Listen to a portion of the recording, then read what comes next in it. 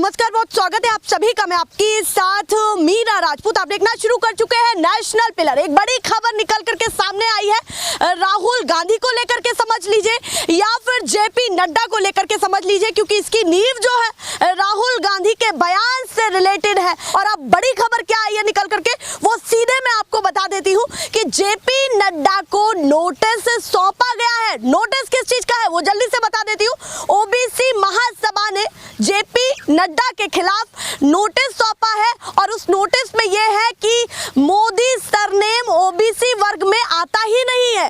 चाहे गुजरात की सूची को चेक कर लिया जाए या केंद्र की सूची को चेक कर लिया जाए, ये बहुत बड़ी बात निकली है। और सीधे उन्होंने ये तर्क भी दिया है कि जब ये ओबीसी वर्ग में आता ही नहीं है तो ओबीसी समाज को क्यों घसीटा जा रहा है इस पूरे मामले में। क्योंकि जेपी नड्डा ने इस फैसले के बाद, जब 2 साल की सजा हुई, उस फैसले के बाद उन्होंने तुरंत ट्वीट किया और ट्वीट में लिखा कि ये राहुल गांधी ने ओबीसी समाज का अपमान किया है या फिर ओबीसी समाज आहत हुआ है। अब उसी ट्वीट पर बवाल मच चुका है। और क्या अब जेपी नड्डा राहुल गांधी के मामले पर माफी मांगने वाले हैं, क्या कुछ है, जिस पर ज्यादा बातचीत करने के लिए मेरे साथ है सुप्रीम कोर्ट के वकील वरुण ठाकुर। सीधे क्या कहना चाहते हैं? जिस तरीके से राहुल गांधी को कोर्ट ने कन्विक्ट किया और कन्विक्ट करने के बाद में एक माहौल, एक प्रोपेगेंडा रचाया गया। जिस तरीके से 23 तारीख को जेपी नड्डा साहब ने ट्वीट किया कि ये जो अपमान है ओबीसी वर्ग का अपमान है, तो इसीलिए हमारे क्लाइंट जो ओबीसी महासभा है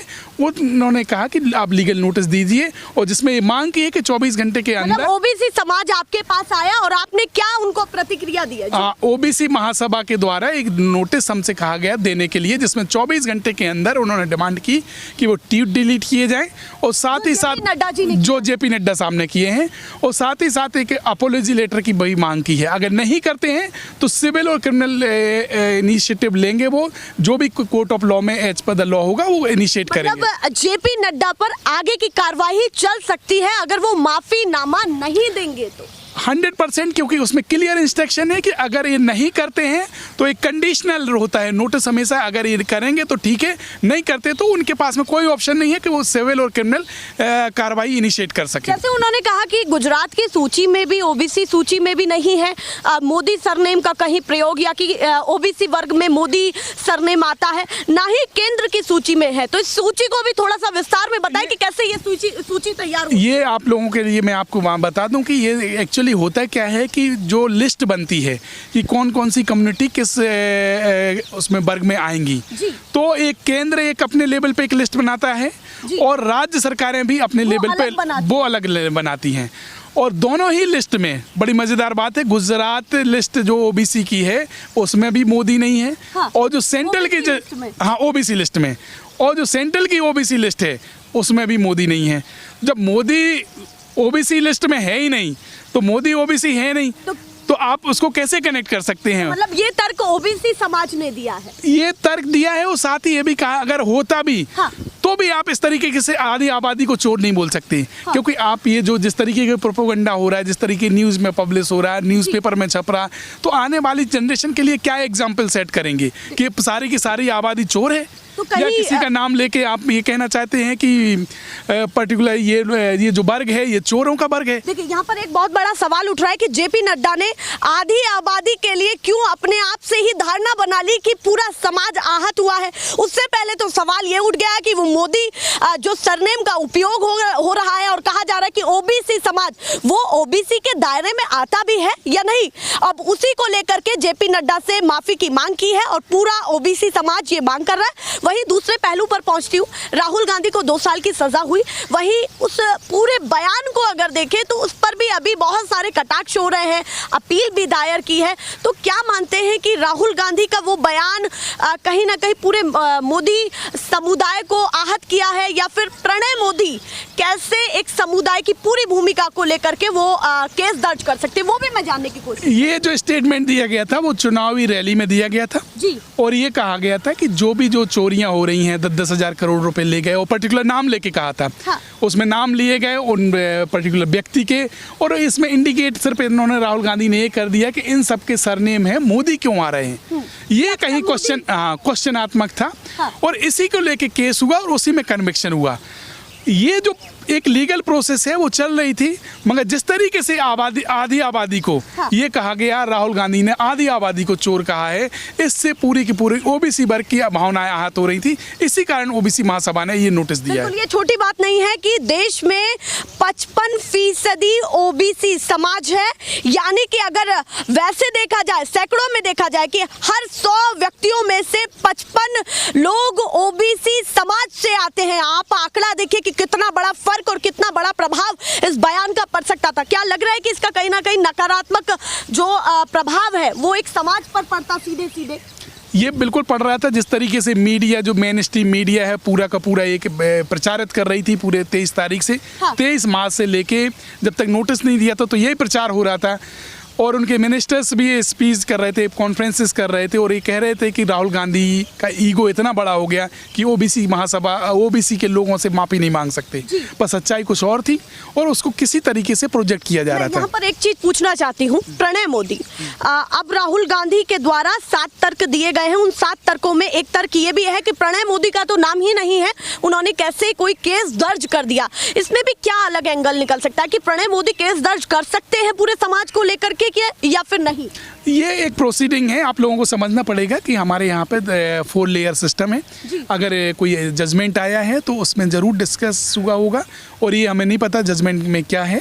तो उस पर चर्चा करना बेईमानी है। पर हम ये देखेंगे कि अपीलेट कोर्ट में ये जो तर्क हैं ये बिल्कुल वाजिब लगते हैं, एज पर द लॉ लगते हैं। क्योंकि जिस तरीके से प्रणब मोदी तो चोरी करके भागे नहीं थे, जब भागे नहीं तो उनकी भावनाएं आहत नहीं हो सकती। भाई जिसने चोरी की वही तो कर सकता है, या जिसको चोर बुला रहा है वही तो केस दायर कर। जिनका नाम लिया है, जो पीड़ित पक्ष है वो बोल सकते हैं, जिनका नाम लिया गया है डेफिनेटली उन्हीं का नाम वो ही फाइल कर सकते हैं एज पर द लॉ।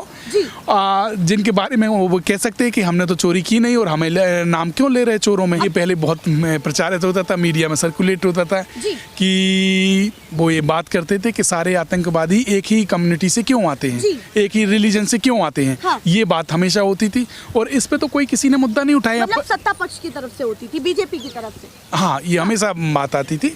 मगर ये चूंकि ये जो जिस तरीके से ये कंप्लीट रिमार्क है ये बहुत ही गलत था, और जिस तरीके से मोदी सरनेम को लेके भी है ये भी बहुत गलत है।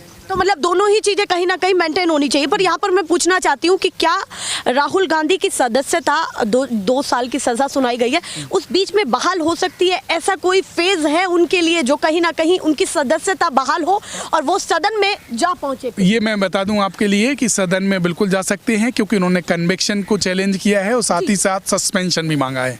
सस्पेंशन ऑलरेडी ग्रांट कर दिया है अपीलेट कोर्ट ने। कन्विक्शन पे बहस होनी है। अगर कन्विक्शन स्टे हो जाता है तो ऑटोमेटिकली इनकी सदस्यता रिस्टोर हो जाएगी, क्योंकि ये जो आपकी कार्रवाई है वो सुप्रीम कोर्ट का जजमेंट है, बड़ा फेमस जजमेंट है लिली थॉमस। उसमें स्पेसिफिक है कि 2 साल और 2 साल से ज़्यादा की अगर सजा होती है तो उसकी सदस्यता, चाहे वो MLA हो या MP हो, उसकी सदस्यता चली जाएगी। अब मानना कि कम से कम सजा क्या है ये भी लोग जानना चाह रहे हैं, क्योंकि इस पर भी मुद्दा उठ रहा है कि कहीं ना कहीं ज़्यादा से ज़्यादा जो देनी थी वो दी और कहीं ना कहीं सदन से वो बाहर है। कम से कम सजा में तो वार्निंग भी दे सकते हैं, माफी भी मांग के अपोलॉजी एक्सेप्ट कर लेते हैं, और वार्निंग भी दे सकते हैं कि आगे से ऐसा नहीं बोला जा सकता। आप फाइन भी लगा सकते हैं, 500, 1000, 2000 इस टाइप का लगा सकते थे। तो नॉर्मली जो अवमानना के केस होते हैं क्रिमिनल केसेस में बार्गेनिंग देके ही छोड़ा जाता है। अगर पहला मैटर है तो नॉर्मली ये होता है कि वो बार्गेनिंग देके ही छोड़ा जाता है। पहली बार आगे के लिए उनको सतर्क किया जाता है, बस यही होता है। पहली बार किसी व्यक्ति को मैक्सिमम पनिशमेंट मिला हुआ है। चलिए, ये भी एक बहुत बड़ा सवाल राजनीति में बना हुआ है कि ज्यादा से ज्यादा सजा राहुल गांधी को मिली है, वो भी कहीं ना कहीं बहस का मुद्दा बन चुका है। पर अंत में मैं देखूं कि जैसे पहले भी आपने बताया कि बीजेपी की तरफ से भी ये कहा गया है या फिर विपक्ष की तरफ से भी ये कहा गया, क्या लगता है कि राजनीति में ऐसे बयान होने चाहिए या नहीं होने चाहिए, या कितने सीमित दायरे तक होने चाहिए? ये राजनीति में मैं फिर बताऊं, ये जो जिस तरीके के बयान होते हैं ये इनके इम्पैक्ट लार्ज लेवल पे जाते हैं सोसाइटी इन लार्ज में। क्योंकि जिस तरीके से आपने पूरे वर्ग को चोर कहने की, भले किसी का नाम लेके कह रहे हैं, तो इसका इम्पैक्ट कहीं ना कहीं जाता है और उस वर्ग के मन को पीड़ित करता है, दुखी करता है। तभी हमारे क्लाइंट बाहर निकल के आए और उन्होंने इतनी बड़ी कार्रवाई, यहाँ ओबीसी समाज निकल के आया और उन्होंने कहा कि नहीं, पार्टी भले सत्ता में है मगर इसके खिलाफ भी हम लोग कार्रवाई करने के लिए स्वतंत्र और करेंगे। चलिए, बहुत धन्यवाद।